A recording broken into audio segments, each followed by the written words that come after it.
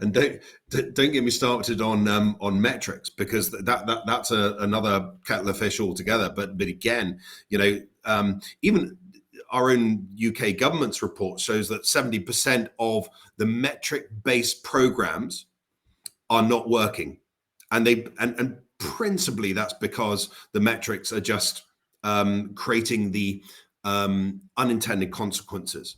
And you can see that everywhere in everyday society, is that metrics, uses of measurements then get converted into targets, and they have really poor results for organizations. And if you go and look at schools, we've got this wonderful thing now where, so I'll give you an example. There's some friends of ours that moved houses to a different part just outside Edinburgh to go to a very well respected school. Got out there and found out that the school was extremely average, but because there was the parents were all slightly better well off than others, they were all paying for private tutors, and so the result of that is the school was doing a lot better than other schools in different catchment areas but the only difference was the use of tutors.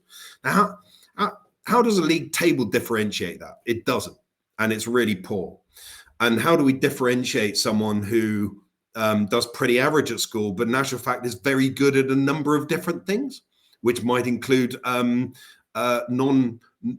softer skills as well? It's extremely difficult to differentiate. And actually, I found myself on that, doing at school, being sort of very, sort of good at a lot of things rather than very good at a few things. But we seem to celebrate those people that are very good at a few things, rather than more generally. Yeah, it's a bit broken.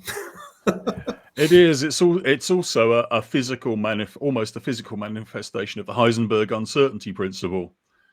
If you step in to measure a system, you're going to change the system that you're going to measure. Yeah, absolutely. Yes, just by inspecting it. And the other problem is, well, here in Sheffield, we see it a lot. These league tables are used in so many ways to decide where there are areas of deprivation, and it has knock-on effects to funding all over the UK, whether it's healthcare or education, whatever. So yeah, bad.